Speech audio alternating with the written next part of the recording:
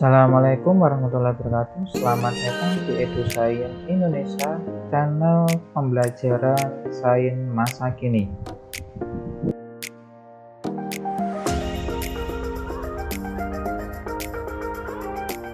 Pada video kali ini akan dijelaskan mengenai bagaimana cara menghitung uji t-test, yaitu Group Independent Sample t-test dengan menggunakan SPSS.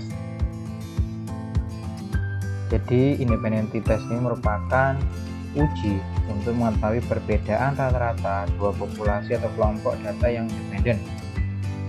Dan hal ini dapat dicontohkan bahwa ada suatu penelitian ingin mengetahui hubungan status, yaitu berupa ibu hamil merokok dengan berat badan bayi yang dilahirkan. Dalam hal ini responden terbagi dalam dua kelompok, yaitu mereka yang merokok dan yang tidak merokok. Fungsi dari uji ini nanti yaitu merupakan akan membandingkan mean atau rata-rata dari dua kelompok tersebut. Adapun syarat dari independent sample t-test yaitu berupa yang pertama itu datanya disuruh normal dan homogen. Jadi kalau nanti dia datanya tidak normal atau tidak homogen, jadi nanti harus diuji lanjut berupa uji non parametrik. Kemudian yang kedua yaitu berupa kelompok datanya nanti harus independen atau bebas, dan yang terakhir yaitu berupa variabel yang dihubungkan berbentuk numerik dan kategorik atau dengan hanya dua kelompok saja. Adapun dasar dari pengambilan keputusan yaitu jika nilai signifikan atau two-tailed ya kurang dari 0,05 ya, maka terdapat perbedaan yang signifikan antara perlakuan satu dengan yang lainnya, itu tergantung dari yang nanti akan diteliti. Kemudian jika nilai signifikansi atau two-tailednya lebih besar daripada 0,05 ya, maka tidak dapat perbedaan yang signifikan antara perlakuan satu dengan yang lainnya. Oke, dari sini nanti akan saya contohkan bagaimana penghitungan ya uji t-test independent sample dengan menggunakan SPSS. Ya. Yang pertama ya, di sini sudah ada data ya. Di data di sini yaitu ingin mengetahui ya perbedaan IQ ya dari kelas A dan kelas B. Di kelas A ini dia menggunakan metode luring. Kemudian kelas B ini menggunakan perlakuan pembelajaran berupa luring dan daring.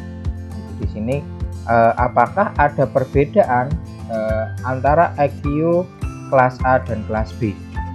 Ya, ini data mentahnya. Kemudian setelah ada data mentah, kemudian nanti silahkan dibuka ya, dibuka berupa SPSS-nya. Jadi nanti tampilan awalnya itu sudah bukan seperti ini ya. Kemudian diklik variable view ya. Setelah variable view nanti silahkan nanti diketik pada bagian name-nya nanti berupa IQ.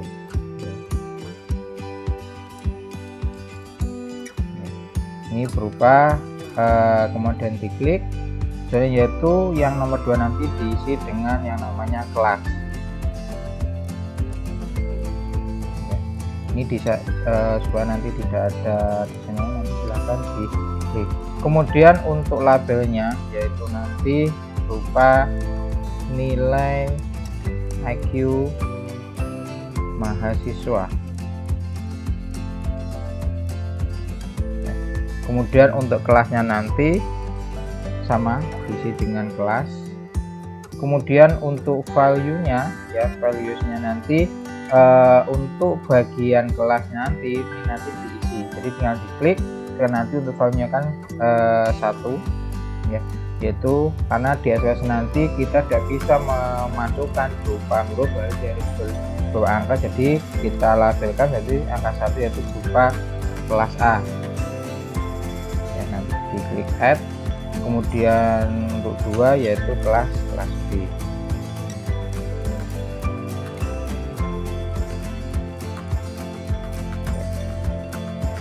kemudian klik OK. Kemudian untuk memasukkan data, kan di sini nanti untuk SPSS nanti kita harus menggunakan berupa angka ya. Jadi nanti kita kodekan ya. Di sini cuma kelas A dan kelas B. Jadi kelas A nanti kita kodekan 1, kemudian kelas B nanti kita kodekan 2. Jadi kemudian kita masuk di data ya. Untuk EQ ya, kita copy untuk datanya, kita masukkan ke bagian kolom yang EQ ya. Kemudian di sini nanti ya, untuk EQ kelas B nanti kita taruh di bawahnya ya, tinggal kita copy ya, kemudian kita pastekan.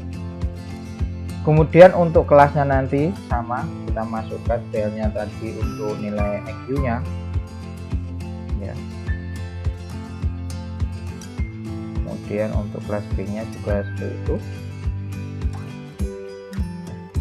Jadi nanti data yang sudah dimasukkan, jadi nanti akan seperti ini ya. Jadi data nanti akan seperti ini ya. Kemudian bagaimana cara menganalisisnya? Jadi silahkan nanti diklik bagian analyze ya, di analyze, kemudian di compress mean, dan di bagian independent sample t-test klik. Kemudian di sini nanti ya ada bagian tes variabel dan grouping variabel ya. Jadi untuk nilai EQ mahasiswa nanti dimasukkan pada bagian tes, kemudian untuk kelasnya nanti di bagian grouping variabel. Kemudian setelah dimasukkan nanti silakan nanti diklik pada bagian definisi group ya.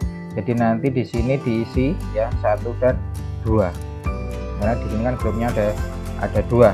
Kemudian klik continue, baru nanti diklik OK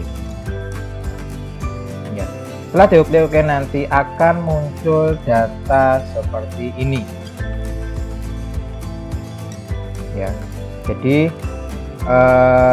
berdasarkan data ya, bahwa akan ada 2 hasil. Yang pertama yaitu adalah deskripsi dari data kita, yaitu nanti di sini nanti akan menyebutkan jumlah datanya. Ini ada 15, kemudian ada rata-rata ya, kemudian ada standar deviasi, dan ada namanya dan errornya.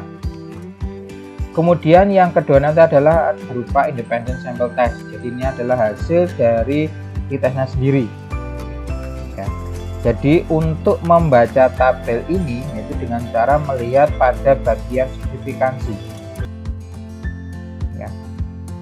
Jadi di sini nanti ya dapat dilihat dari signifikansinya ya pada bagian total. Jadi sebenarnya pada slide sebelumnya tadi bahwa apabila dia nanti dikatakan dia ada perbedaan yang nyata apabila antara signifikansi ya, signifikansinya yaitu totalnya nanti adalah dia kurang dari 0,05. Sedangkan pada hasil ini ya dikatakan bahwa dia nanti ya sini karena dia melebihi otomatis nanti adalah bahwa EQ mahasiswa ya dia nanti tidak berbeda nyata antara kelas A dan kelas B, karena di sini nanti adalah nilai signifikan totalnya adalah dia melebihi dari 0,05. Itu bagaimana cara untuk analisis tes berupa independent sample t-testnya nanti.